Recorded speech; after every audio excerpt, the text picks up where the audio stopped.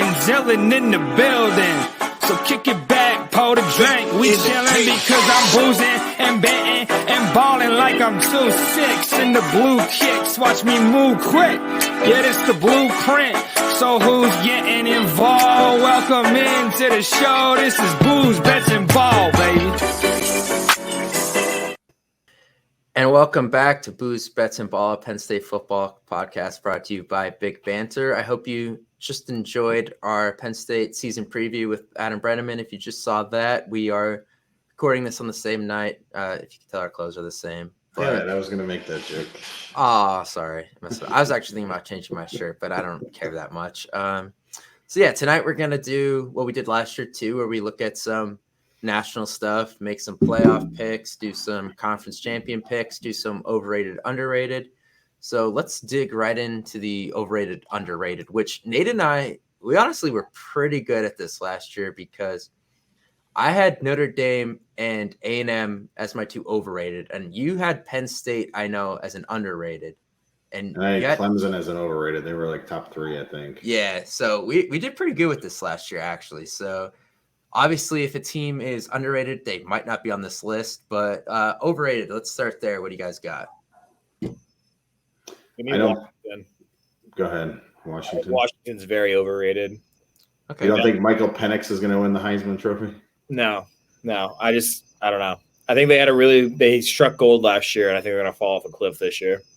Yeah, you have a point. I like Washington actually, having the veteran quarterback, and they have 2 really good receivers. And we just talked about this with Adam Brenneman about having good receivers. Got it, to get deep into college football, you need to have good receivers, and they have 2 good ones. They also have good edge rushers, which is really important in college ball and football in general, honestly. But one thing, I was listening to the Cover 3 podcast today, and apparently they had no injuries whatsoever last year. And they were pretty much saying, what are the odds that you can, like you just said, strike gold with everything again, the way the injuries laid out? They actually caught a tough break because they lost a tiebreaker to go to the Pac-12 championship. But they kind of caught breaks with everything else in terms of injuries and just the way things worked out and their schedule in a way where Michigan State was pretty down. So, yeah, I still like this team, but I do see the overrated part there. I think Ohio State is overrated, not just by this poll. I mean, 3rd here. All of the computer polls, or at least the ESPN one that everybody puts on Twitter, every 10 seconds, has them first. They will not. They're not going to finish in the top 3 at the end of the year. I think they are overrated here. If you're judging it by where they are right now, this would mean they are in the playoffs, and Alabama's in the playoffs. And I think neither of those teams make the playoffs. Yeah, I don't know. Never doubt Nick Saban. Never doubt Nick Saban. Yeah, sure. I get it, but come on. Let's not forget they won a national championship with Jay Coker. So that is true. I just don't think that both of them. Alabama's defense is insane this year. Yeah, I know they're awesome. They're awesome. But even if that's they can go. What they can go 11-1 later. I think them being out of it won't be because of their lack of doing it. I think it's just Georgia's that good, and I don't think 2 teams from the same conference get it. Yeah. Fair enough. I will say Alabama has enough guys in their quarterback battle to field a basketball team. So it's really interesting what's going on there. And it sounds like even as we stand Tuesday, the week before games start, they really don't know where they're going, which is interesting. My pick, honestly, I think we're going to go Tennessee. We like Tennessee, but Hendon Hooker gone, Jalen Hyatt, the other receiver, his name slipped in my mind right now. They're gone. They were the bulk of the offense. I'm interested to see Joe Milton, who was pretty much run out of Michigan. I know he has the big arm, but let's see it a little more in game action. So I still think there's a chance they finish the season ranked, but I have them as maybe a 9-3 team. So 12, maybe a little high. What has A&M done to deserve to be ranked at all? Yeah, that's another good one because, we talked about this when I had them overrated last year. They were pretty much in there because they had the best recruiting class of all time. And I was like, those guys are way too young for us to just think. They were top 15. It was ridiculous. And half that class is gone, by the way. a lot of those guys transferred down. And a lot of that had to do, I think, Yeah. with the money promises didn't come through, and there was some disciplinary stuff that went on. So, yeah, I don't know. A&M is another one where I'm not sure. Iowa, do you have the offense to be ranked in the top 25? I'm curious about that one.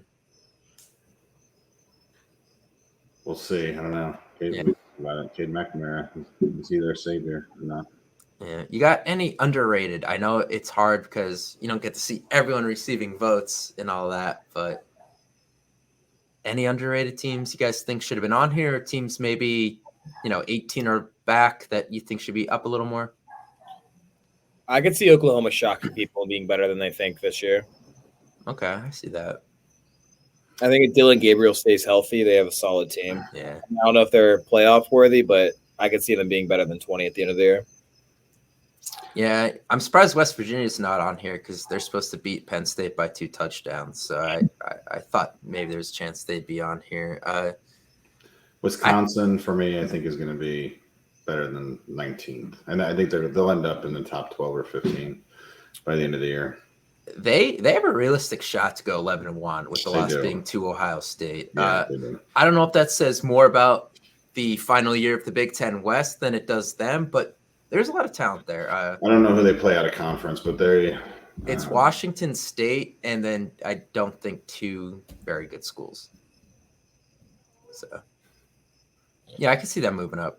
We'll talk about this a little more when we get to our predictions of conference champions, but I think Oregon State will finish higher than 18 too. Yeah, DJU just named the starting quarterback there too today. So let's just see how that happens. All right, so I guess that's all we got there. So let's get into the conference champions. Look, I know this is off-centered. Blame StreamYard, not me. It was centered when I made it, okay? I'm the first row. Nate's the second row. Nate's the second row. Tyler's the third row. Nelly is the fourth row. ACC, 3 of us like Florida State. Tyler likes Clemson. Big Ten, I have Ohio State, and I'll get into this. I just think it's because they benefit the most from the whole tiebreaker thing in the 11-1, 11-1, 11-1 situation. Nate has Michigan, and Tyler and Nelly have faith in the boys, which I would like to have, but the tiebreaker kills me. I know I just kind of shit on Washington a little bit, but I'm gonna I still like I said, receivers, veteran quarterbacks, good edge rushers. Maybe they don't get hurt. Okay, maybe everything goes well again. So I'm sticking with them there. Nate has SC, Tyler with his boys at Oregon State, and Nelly thinks the same as me. Texas, I'm sorry, you're going 7-5. I have LSU just so Georgia does not have the same fate here. I wanted to do something different than you guys. I could not be the same. I have, just because you win the conference doesn't mean you even go to the playoff, pretty much, because like we saw that last year with Kansas State and TCU in the Big 12. I could see LSU losing to Florida State, running the table the rest of the way, and then somehow beating 12-0 Georgia in the SEC championship game, because why not? I don't think it's going to happen, but I needed to do something different there. So I picked LSU in a crazy scenario. Too much Florida State love, I guess, even though I picked them too. They're like the, they're the Southeast U.S. hype train that is Penn State too, very similarly.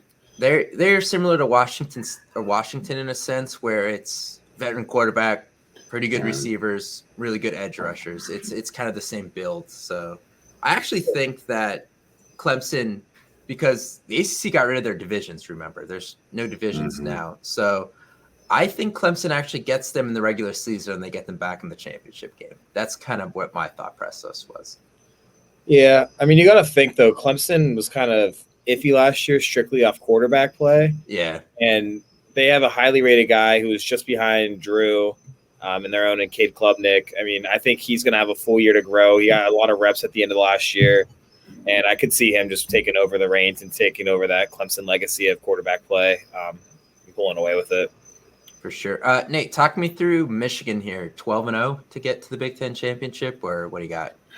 I think when I originally did this, I said that it would be the 3-way 11-1 tie, and then Michigan goes, because I figured out based on somebody's prediction that whatever. They're because they and Ohio State had the same. Their Big West opponents had the same record, but Michigan would have beaten them. I guess is what I thought, or something, because I thought at the moment Penn State beat Michigan. Anyway, doesn't matter. Now I'm turning to Michigan State being 12-0. I just think they're right now going into it way better than everybody else, and momentum carries, right? So yeah. Somebody give me a thought on Texas. Do we just not like anyone else in the Big 12? Go back one, please. Okay. Because you didn't like Texas is 11. Yeah, they're 11, but then you got K-State at 16, TCU, Oklahoma. So you got three, ranked teams, not too far away from them. You can go forward. Well, so actually, there is competition in the Big 12. Let's stay there real quick. Go back, Alec, please. All right. I think personally, TCU's only there because they're in the national title game. Probably. Like, any other reason they're ranked. They lost a lot. Kansas State, they also lost a lot. I don't know if they should be 16. Obviously, they always have something up their sleeve, and they play well. But I don't know. I think their main competition is Oklahoma, and that really depends on one. They need to stay healthy, and they need to take a big step in the defensive side of the ball. And I don't know for sure they do that. I think if it's a team to dethrone Texas this year, it would be Oklahoma, or it's going to be a complete shocker like TCU was last year. I don't have the confidence in any of those teams. And I'm a big Quinn Ewers guy. I think he's going to step up his game this year and play well. Yeah, I agree with that. I also think Texas is just the most talented team in this conference. And I also think it would be pretty funny if they won the conference and then bolted out the door of the SEC. So that's just funny that the Big 12 have to acknowledge them as the defending champion and they're not even in the conference anymore. So keep in mind, they kind of started this whole conference realignment stuff. They did. A long years ago, whenever they started that Longhorn network. So yeah, all coming back onto them. That's true. All right, so let's get into college football playoff predictions. I have Ohio State, Florida State, LSU, Georgia, because I have Georgia 12-1 with a loss to LSU. I think they still get in. You could debate that, I guess. But Nate, Georgia, Michigan, SC, Florida State, Tyler, Georgia, Penn State, Texas, Clemson, Nelly, Georgia, Penn State, Florida State, Ohio State. I'd have to see some reasoning behind Penn State and Florida State, or Penn State and Ohio State. I think that'll be a difficult duo. What do you guys got for reasoning here? I know you guys pretty much went with all conference champions. I'm the only one who didn't. Yeah. So. I think those are the four best conference champions, and maybe Texas just blows everybody away and they go 12-0. They should be in over like an 11-1, or I guess a 12-1 Florida State team or something like that. But I don't know. Texas is always back until they're not. I feel like SC having Caleb Williams back again. We'll see in the Heisman thing. I think he's the best player probably in the country, right? At the most important position in the country. Lincoln Riley is in his second year there. They're going to be super good. I think they have a lot of pass catchers too. That offense is going to be the best offense in the country, I think, and we'll see what they do for defense. Granted, the Pac-12 is tough this year, and you saw Washington, we saw Oregon ranked, Utah. Like there's a lot of teams that are up there, but I just think SC is going to be super explosive. Yeah, I mean, for me, until I see Georgia get beat, I don't see them getting dethroned at all. I don't know where they have a hole in their team, and they got a pretty easy schedule playing the SEC East. So I mean, until I see it, I don't know if I'm going to believe it. Penn State, I have faith in the boys this year. If not now, then when, I guess. So yeah, this is definitely my homertism coming out and just rooting for this. But if there is a year for Penn State to do it, it's this year. Texas, the Big 12 is just kind of weak, and they got the best roster by far. It's really just not slipping up any stupid games like they have done in the past, but I think they kind of got the star talent that they need to not have those games happen. And then Clemson, I'm not on the Florida State team, and I think Dabo's a pretty decent coach, and I think he's going to have the boys ready to play. So, yeah, Florida State is screwed that three of us picked them to be in the playoff. Well, I can't believe I'm the only one who picked Michigan. I think you guys have an undefeated team, right? I don't have an undefeated team in my playoff. Everyone has one loss for me. So, Mm. which And I don't. maybe me picking Michigan. Oh, Maybe sorry. me picking Michigan is homerism. In a way. Yeah. Like, because I picked Penn State last year, and they were closer than I think we ever would have thought. But Yeah, maybe. That is funny. All right, so I know we don't have a champion put here, but if you had to pick one out of your 4. Michigan all the way. Go blue. My heart says Penn State. My brain says Georgia. Yeah, I actually have Georgia coming from the 4 seed to win again. So I still think there's a lot going on there. I was actually, again, listening to the Cover 3 podcast, and they actually feel there's a lot more potential with this offense with Carson Beck versus Stetson Bennett, I think. Stetson Bennett, we had this conversation. Is Sean Clifford more talented than him? Is he just in a way better situation? I think that's a serious debate. And I think, Georgia may also be kind of going through what we're going through, where we really appreciated the veteran guy who still did a lot of nice things. Obviously, Georgia had a way better situation than Penn State. But now you kind of got a guy that was ranked high with some talent. So let's see how that goes. So I'm interested to see how Georgia does. I just have them losing. All the little things right, though, for them. Yeah. If Penn, so as we talked about, I don't think we talked about it here, but offer stands if Penn State makes the national championship game. Everyone is welcome to a party at my house. Yeah, sounds good. I totally forgot to clip those things where I asked people what they would do if Penn State won the national championship. The one guy said wake up, so that was a good one. That was probably the best answer we got, if I'm being honest. Did anyone say anything about an autographed Drew Aller jersey or anything? No, they didn't. But if you want to wear one on the golf course, go ahead. But, Anyway. All right. So let's get on. Maybe we should have done this before the playoff, but it doesn't matter. Heisman winner. I have Marvin Harrison Jr. Nate has Caleb Williams. Tyler has his boy Quinn Ewers. Nelly also has Marvin Harrison Jr. Yeah, I don't know, because this Ohio State quarterback thing is actually like scaring the crap out of me. But if their O-line sucks and they don't have faith in their quarterbacks, they're still going to find ways to get the ball in this guy's hand, even if it's like 18 screen passes a game. We as Penn State fans know that Ohio State leaves the screen pass if they have to. So I still think Marvin Harrison finds a way. And I just root for non-quarterbacks to win the Heisman, because I feel like it has just become the best quarterback award and not always the best player. So I'm just kind of rooting for a non-quarterback again. Honestly, like out of all the non-Penn State players, the Ohio State wide receivers are my favorite group of players. Like for years, like they've all been awesome, and this year is no different. They're fun to watch in college and in the NFL. Mm-hmm. But I think the performance that they're going to get out of him, like they still have Igbuka, right? And he's gonna catch some balls. They have Stover. He's gonna catch some balls. Is there enough production just for Marvin Harrison to win the Heisman with a, maybe less than CJ Stroud quarterback performance? Whereas Caleb Williams is going to be everything for USC, in my opinion. And similarly, Quinn Ewers now, too, with Bijan gone and stuff.